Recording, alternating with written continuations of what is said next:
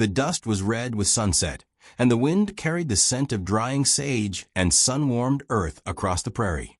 Dr. Elias Vane sat on his porch, elbows on knees, sleeves rolled to his forearms. The sky cracked open with streaks of amber and violet, but his eyes held to the line of horizon with a quiet that wasn't peace.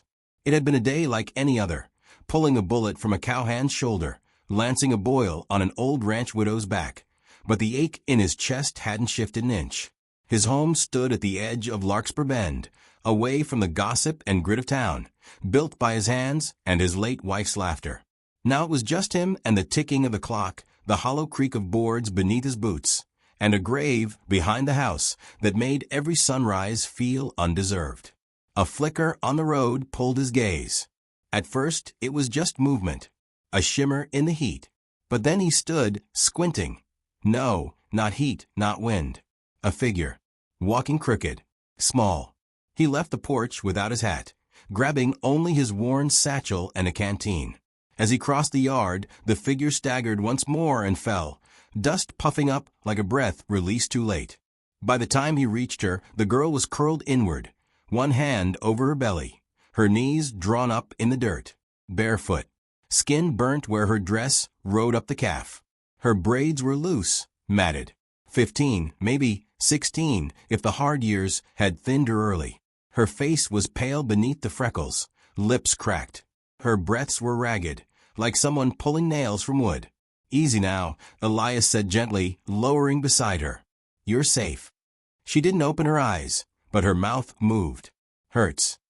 I know, he said, voice low and calm, though his heart beat sharp against his ribs. He pressed fingers to her wrist, weak pulse. Too fast. His other hand gently touched her abdomen. Contractions. Far along. His jaw tightened. I need to move you, he told her, lifting her with the practiced grace of a man used to broken bodies. She weighed less than she should, and she didn't fight him, only whimpered once, pressing her face into his shirt like a child hiding from thunder. The walk back felt longer, though his legs moved fast and steady. Inside, he laid her on the narrow cot in the back room, where the air was cooler and the linens still smelled faintly of old lavender. He fetched water, wrung a cloth, and began cleaning the dust from her face.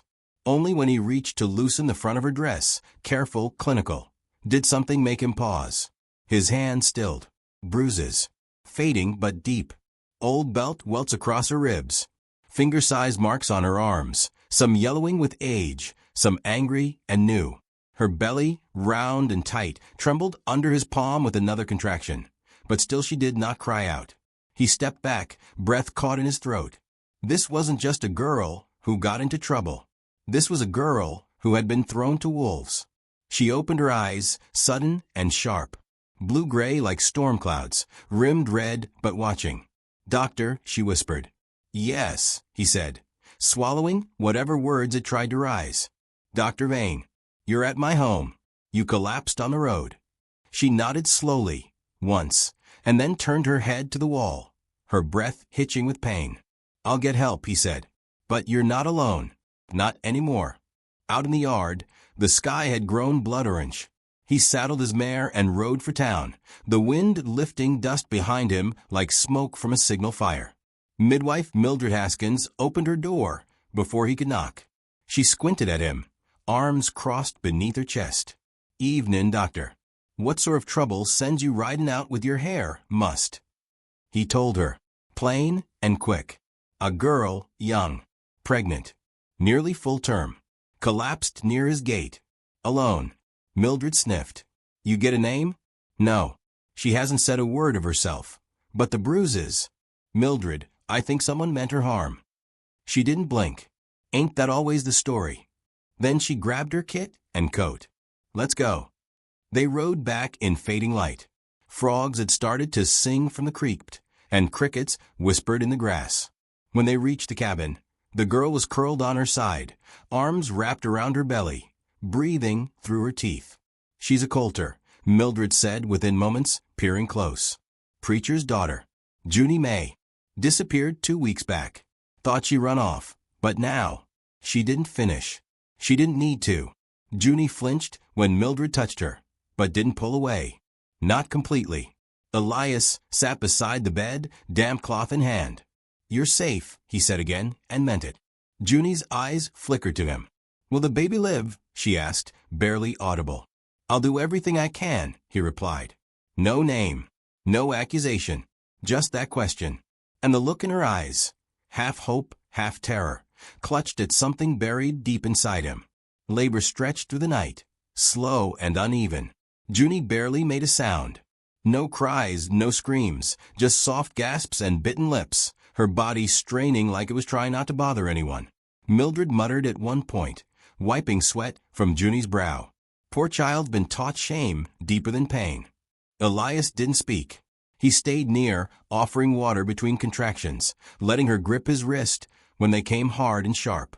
When her fingers dug in deep, he didn't pull away. Let her hold on as tight as she needed. At one point she whispered, "I'm sorry," after a cry escaped her lips. "Don't ever apologize for pain," Elias said quietly. "Not in this house." She blinked at him, and a single tear slipped down her cheek, not from agony, but something else. Recognition, maybe. The first soft thing she'd been offered in a long, long time. As dawn approached, the child came, small, ruddy, and loud enough to wake the world. A girl. Junie lay back, face pale with sweat, eyes barely open. "Is she?" "She's breathing," Mildred said gruffly, but there was warmth beneath the words. "And loud. That's good." Elias wrapped the infant in a quilt folded at the foot of the cot. One his wife had made years ago, soft blue cotton patched with yellow and ivory scraps. He hadn't touched it since her death. But now he laid the tiny girl against Junie's chest and watched something in the mother's face break and mend all at once. "She's warm," Junie whispered. "I thought." Elias just nodded, throat too tight for words. She didn't ask to keep the child, didn't beg not to be sent away. She just cradled the girl close, as if all her questions had been answered by that breath, that heartbeat, that fragile new warmth. Later, when the light filtered soft and gold through the window, Elias stood on the porch again. The night's weight still pressed against him, but beneath it was something quieter. Not peace. Not yet. But a start. Behind him, in the quiet room, a girl who had walked through hell slept with her baby in her arms. And for the first time in years, Elias Vane didn't feel alone in his house. Something had entered, broken and breathing, and it had not asked permission. He would not turn it away. The baby cried again just after sunrise, her small fists flailing, the sound like a reed torn in the wind. Elias Vane was already awake, sitting at the edge of the porch with coffee gone cold between his hands. The world was still wrapped in dew, the prairie quiet save for that thin, human wail threading through the stillness. He rose and stepped inside.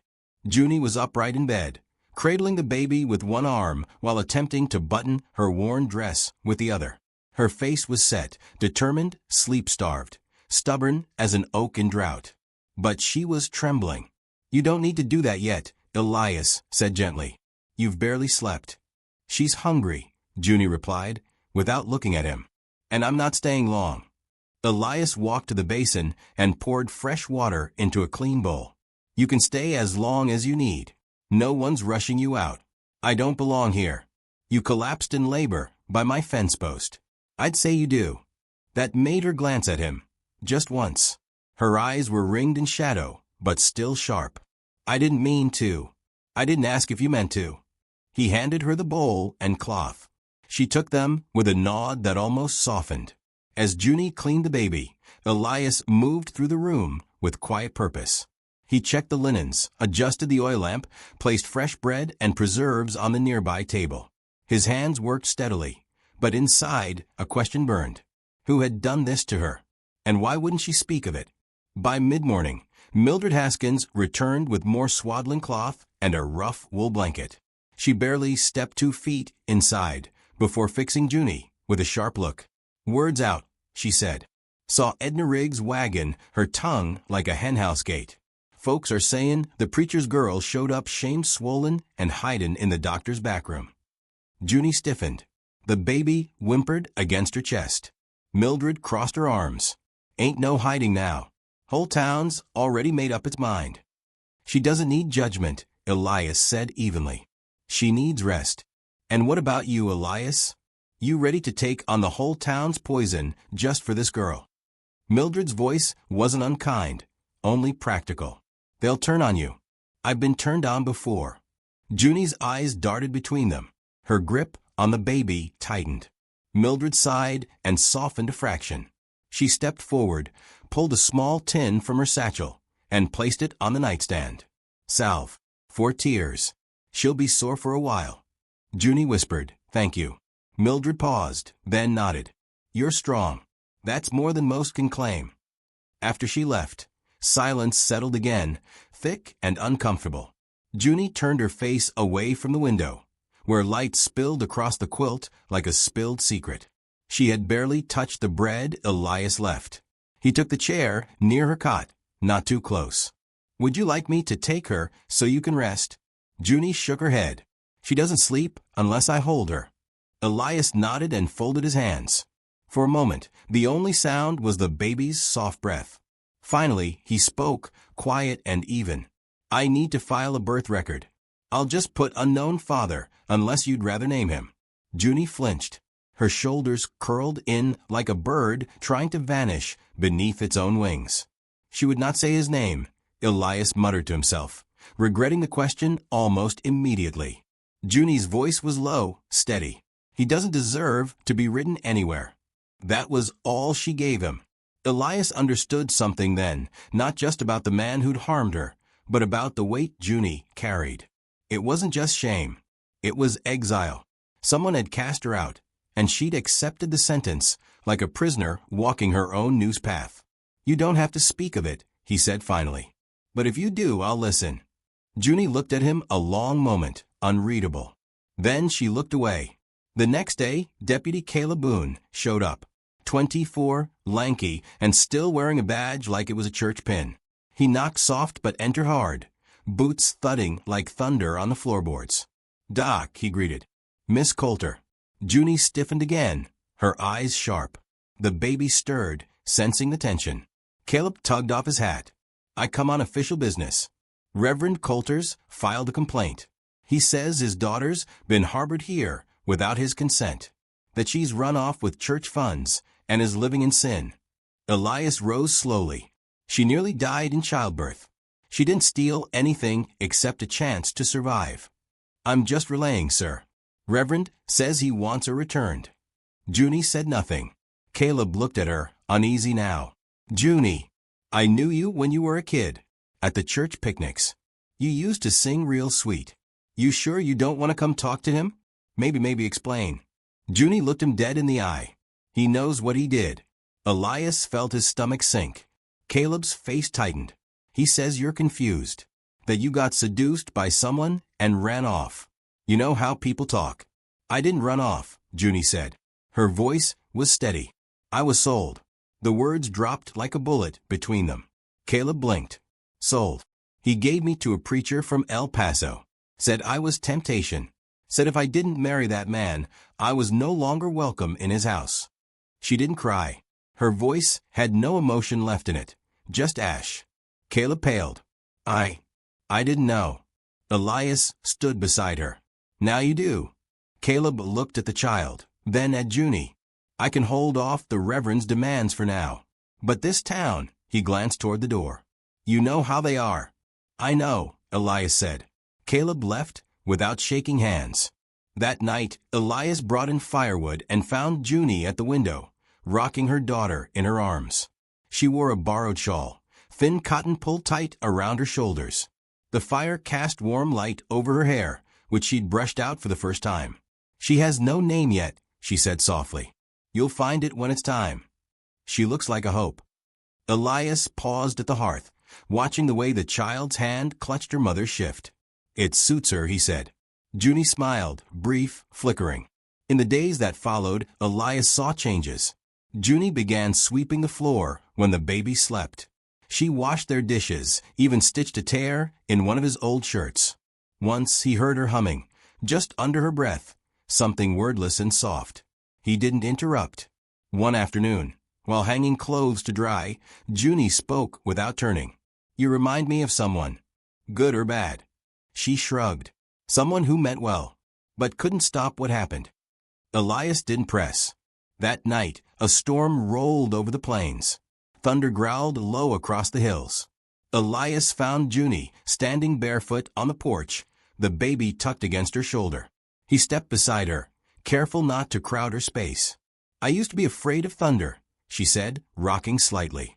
"Now it just sounds like the past coming back around." Elias looked out at the dark horizon. "And?"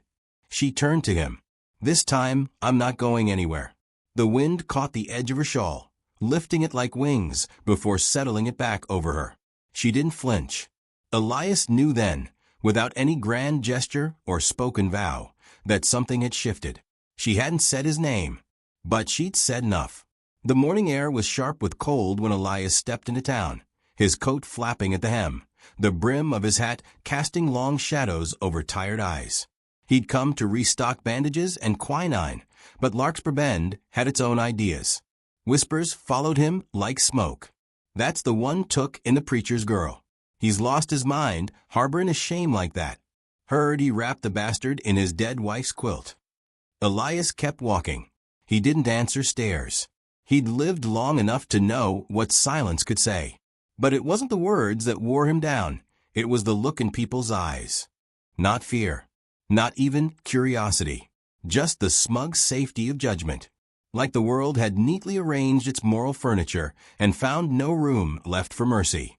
At the apothecary, Edna Riggs was already inside, pressing the shopkeeper about imported lace and lavender soap. She saw Elias and tilted her head with exaggerated sweetness. "Well, if it isn't Dr. Vane," she said. "Heard you've taken to wet nursing sinners out on your land. Such Christian charity." Elias met her gaze with the flat calm of a man who no longer cared for diplomacy. "She's a child, Edna. She's a scandal, and you know it." She smirked. "Town council's meeting Sunday. Might want to consider how your actions reflect on your professional dependability." He didn't answer, just took his supplies and left.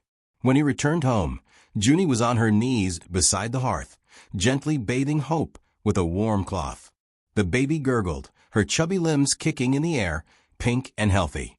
Elias set the parcel on the table. "You're doing well." Junie glanced up, then back to the child. "She sleeps now. Not long, but enough." "She's growing." Junie didn't reply, but her hand lingered longer on the baby's cheek. That night, she asked for more firewood, not as a guest might, but as someone who now shared the work of survival. Elias watched her stack the logs, then brush ash from her hands. She didn't ask about the town. She already knew. 2 days later, a letter came. Deputy Boone rode out personally, his horse lathered from the trip, his hat in hand as he dismounted.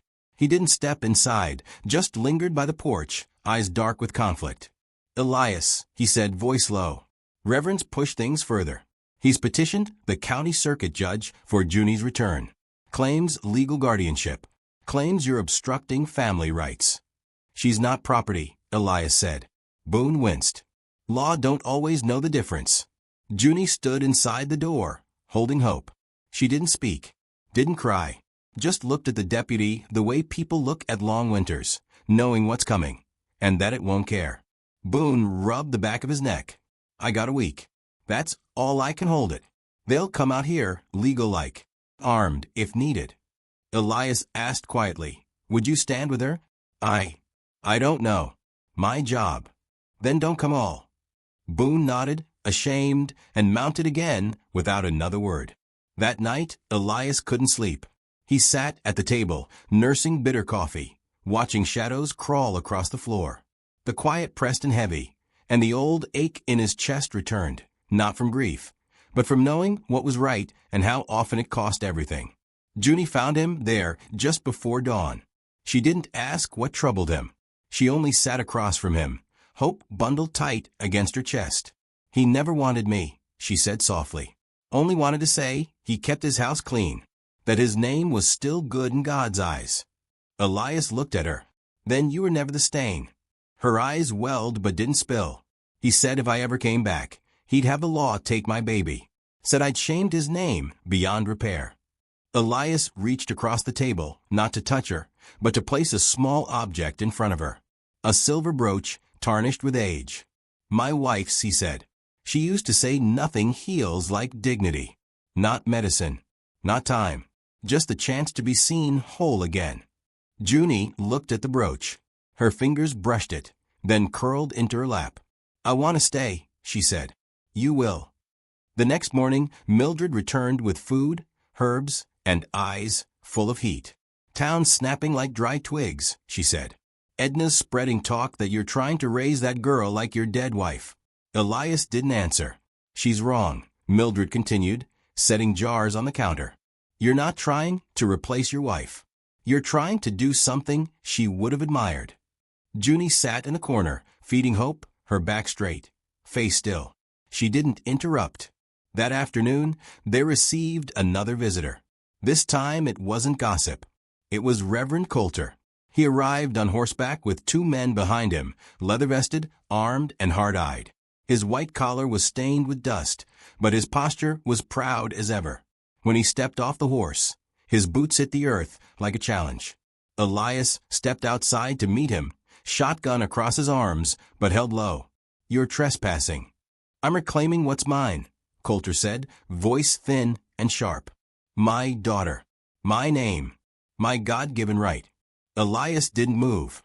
"You gave her away. Sold her to a stranger." Coulter's face twitched. "She was wicked. She invited sin. I did what I had to. She was a child." "She was an example," he snapped, stepping forward. "The town saw her fall.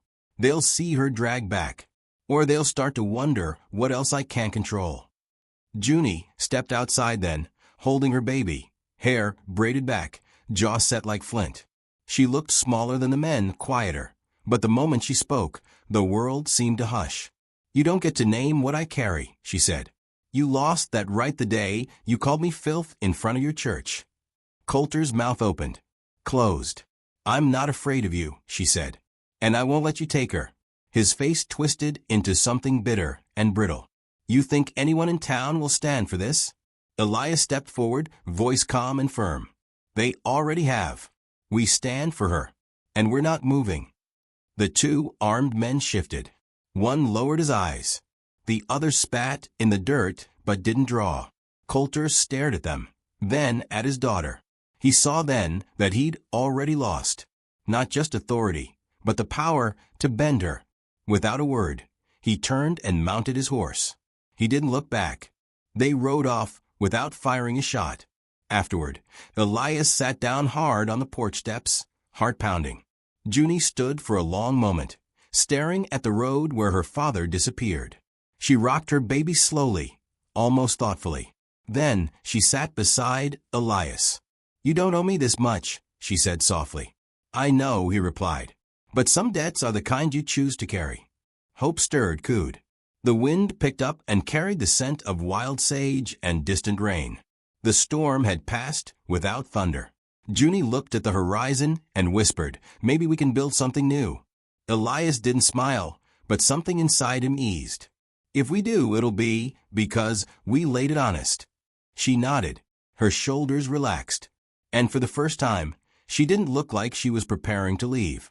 Snow began to fall that morning, not heavy, not yet, but light as dust from a tired angel's wing. The flakes drifted across the prairie like ash, quieting even the birds, and softened the fence posts around Elias's land into pale ghosts of their former shape. The season was turning, and with it, something inside Junie shifted too.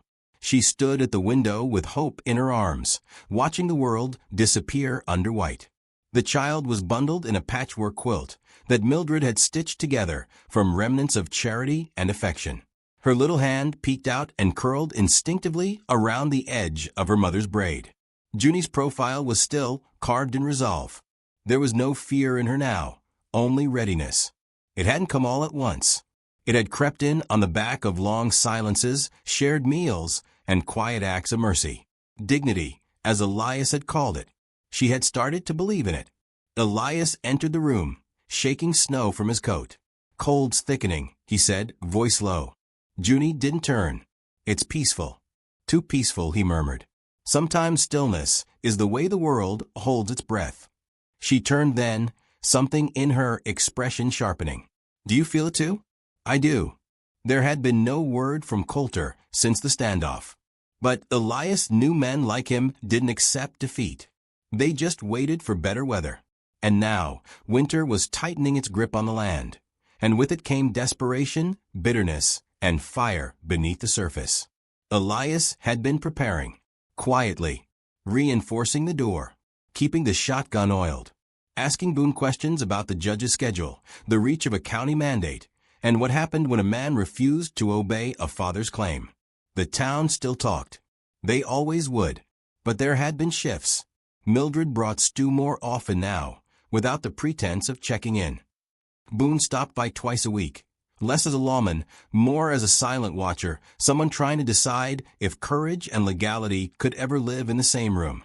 Junie didn't hide anymore. She walked the yard with hope, sometimes even down to the stream, always returning by dusk.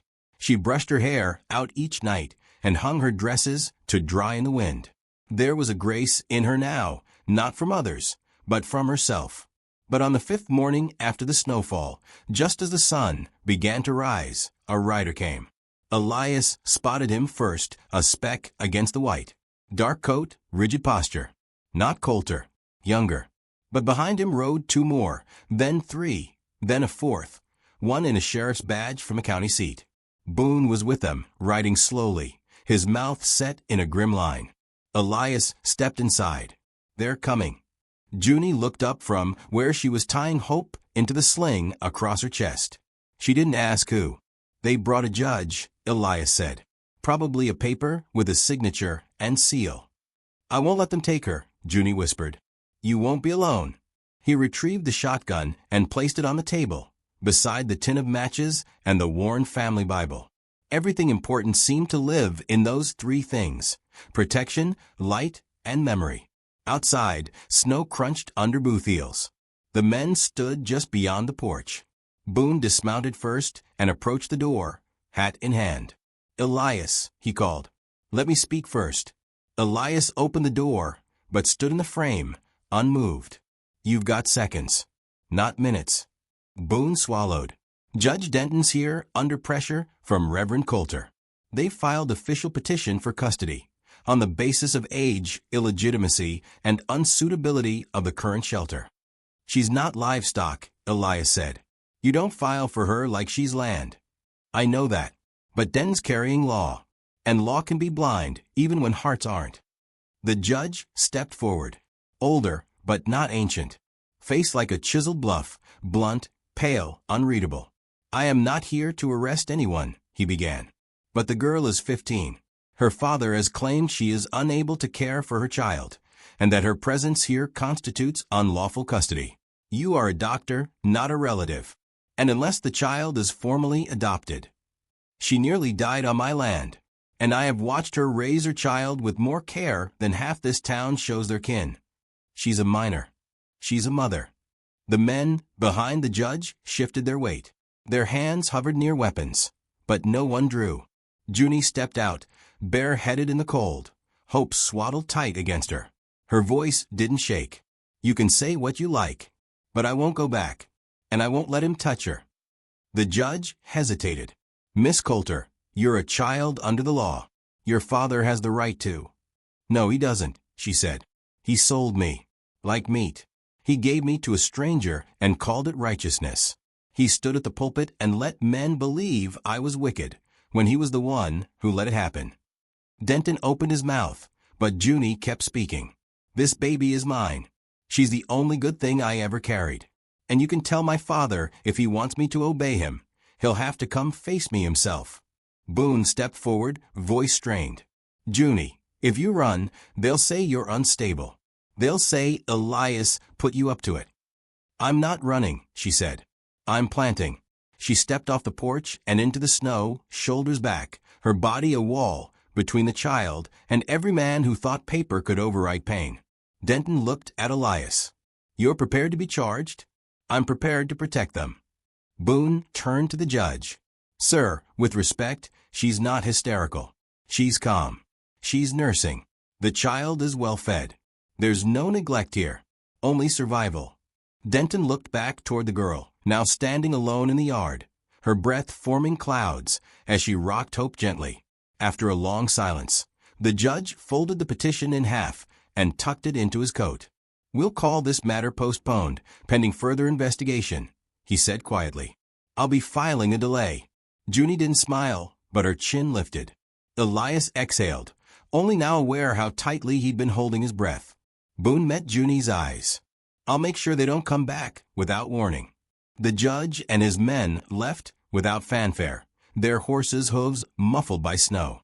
Elias and Junie stood alone in the still yard as the sun finally breached the horizon.